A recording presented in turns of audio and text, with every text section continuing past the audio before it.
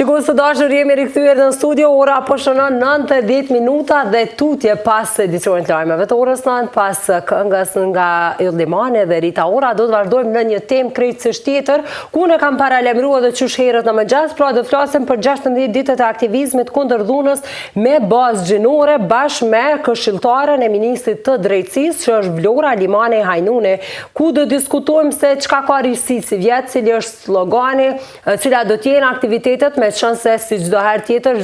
çdo ditë, pra në këto 16 ditë, do të ketë aktivitete në vazhdim, me qëllim në fakt për vetëdijsimin e popullatës shqiptare në lidhje me disa prej temave kryesore, të cilat unë i lexova edhe më herët, ka të bëjë me barazinë e familje, të drejtën për trashëgimi, pavarësinë ekonomike, arsimin, sigurinë për të gjitha vajzat dhe gratë. Tutje i diskutojmë gjitha këto bashkë me mysafirën në studio. Mirëmëngjesi, mirë se na keni ardhur. Mirëmëngjesi, faleminderit për ftesën dhe mundësinë. Është kënaqësi që ju kemi këtu. Flasim për 16 ditët e aktivizmit. Është një fushat që vazhdon tash disa vjet në Kosovë dhe ka për masa globale, apo jo? Po, patjetër, është një fushat e aktivizmit, e cila shënohet në gjithë globin, domethënë është fushat ndërkombëtare dhe Kosova njëjtë sikur e gjitha vendet e botës, e ka fillu dje kemi pas hapjen e kësaj fushate me sloganin e drejta është e saj sot dhe çdo ditë tjetër. Me këtë logo që i përfshin edhe burrat edhe gratë, që i përfshin trungun familjar, që i përfshin dy peshore të drejtësisë, që nënkupton që burrat dhe gratë duhet me qenë të barabartë në çdo sferë të shoqërisë, tu e përfshi familjen, tu e përfshi shoqërinë, të drejtën në arsim, të drejtën në pronë dhe gjithçka tjetër. Dhe si vjet apo çdo ditë tjetër është ky slogan? Do thotë çdo vetëm slogani sot dhe çdo ditë tjetër është slogani i përveçëm, ndërsa ne e bëjmë nga një mesazh tjetër që i bashkangjitet këtij slogani sot dhe çdo ditë tjetër, siç është për shembull kjo pjesa e mesazhit e drejta është e saj. E drejta është e saj në pronë, e drejta është e saj në trashëgimi, e drejta është e saj në kuptimin e qasjes në arsim në mënyrë të barabartë, e drejta është e saj në kuptimin e punësimit, e drejta është e saj në kuptimin e barazisë në shoqëri. Jemi në vitin 2025 dhe i diskutojmë ende këto tema, por po besoj në vite kemi pas përparim, apo jo? Nuk është ndoshta të njëjtat, nuk e kemi ndoshta të njëjtën mendësi ashtu që kemi pas në vitin 2010 apo 2015. Ka ndryshuar statistika? Për dallim prej të kalunës, ku dhuna është konsideruar si vepër ose si konflikt i brendshëm familjar dhe që nuk është përfaqë jashtë, ku njerëzit e kanë konsideruar që nëse ka dhunë në familje, është çështje e brendshme familjes dhe nuk është çështje e shoqërisë e institucioneve. Ne kemi një vetëdijsim tani po pak më ndryshe. Tani një pjesë e madhe e shoqërisë e ka kuptuar që dhuna nuk është vetëm çështje e familjes e brendshme, dhuna është vepër penale. Ministria e Drejtësisë ka punuar shumë këto 5 vite që dhunën e kategorizu si vepër penale, me qenë dënueshme si vepër penale dhe domethënë ka një ndryshim në kuptimin e raportimit. Domethënë derisa të kalunën ka mbetë brenda familjes, tani raportohet edhe i takon institucioneve të trajtojnë edhe dhunuesin këtë rast, shkaktarin e dhunës, po edhe viktimën në rastin tjetër. Megjithatë, vrasje ka pas mjaft shumë, sidomos pra në baza gjinore ndaj grave. Po fatkeqësisht, si rezultat i dhunës në familje, si rezultat mbase i dënimeve të ulta, të cilat janë shqiptuar në të kalunën, si rezultat i dënimeve ndoshta vetëm me pagesë, ka ardhur deri tek çështja e vrasjes e keni parë shumicën e rasteve të cilat kemi pas në rastet e vrasjes së vajzave dhe grave nga bashkëshorti ose nga një antar tjetër i familjes. E keni vrejt që kur kemi hyrë dhe kemi hulumtuar, kemi pasur që megjithatë ai ka qenë edhe më herët në rast i cili e ka shkaktuar dhunën në familje dhe si rezultat i mos funksionimit ndoshta të dënimeve pak më të ashpra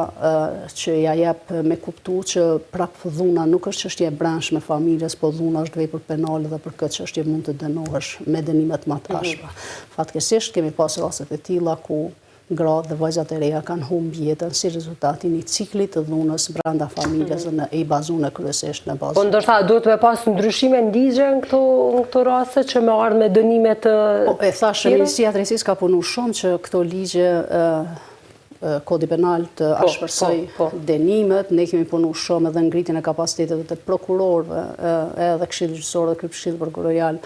po pësien që janë të fokusuar tani më në adresimin e dhunës dhe trajnimin e gjyqtarëve dhe prokurorëve, edhe policëve në këtë rast, të cilët merren me rastin e dhunës, sepse jo rrallë herë në të kalunën raste dhunës edhe brenda institucioneve janë konsideruar si vepra jo shumë të rana, vepra të cilat mund të i kalojnë dhe pikërisht për shkak të këtij lloji të trajtimit të rasteve të dhunës, pastaj kemi ardhur deri tek humbja e jetës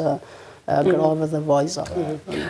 Ka disa vjet do të thotë që këtë fushat, po vazhdon dhe po e kryeson Ministria e Drejtësisë, më përmendja që ashtu kemi pa rezultate do të thotë në këto vjetët e fundit,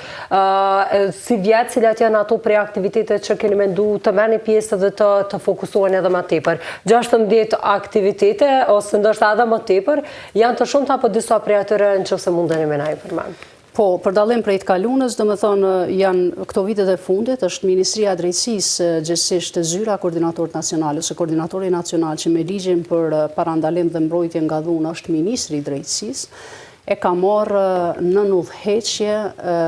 komplet fushatën. Jo të cakton aktiviteteve të Ministria e Drejtësisë, po në bashkëpunim me gjithë partnerët, edhe partnerët ndërkombëtar, edhe partnerët shoqërisë civile, edhe institucionet tjera të cilat e kanë fokus dhe fush mbrojtjen dhe parandalimin, mbrojtjen nga dhuna dhe parandalimin e dhunës. Ne bashkë kemi hartuar një kalendar të përbashkët, i cili po pretendojmë që përmes këtyre aktiviteteve të këtij kalendari të prekin çdo porë shoqërisë, çdo pjesë të shoqërisë, të fillu prej nxënësave të shkollës së mesme, atje ku unë besoj që ne duhet fokusohemi shumë në kuptimin e trajtimit të barabartë të vajzës dhe djalit në familje, në veçanti në kuptimin e trajtimit të barabartë të vajzës dhe djalit në kuptimin e të drejtës trashëgimore, sepse ende ne kemi problem. Statistikat caktuar tregojnë që ndoshta vetëm 20% të pronave sot janë të regjistruar në emër të grave, ndërsa pjesa më e madhe ose 80% janë në emër të burrave, prandaj ne kemi shumë punë për të bërë. Po njëra prej aktiviteteve të cilën unë po dua me përmend është pikërisht e drejta në trashëgimi dhe pavarësia ekonomike e grave, ose një aktivitet tjetër me mekanizmat koordinues lokal, të cilët janë të formuar nëpër komunat e Kosovës dhe që e kanë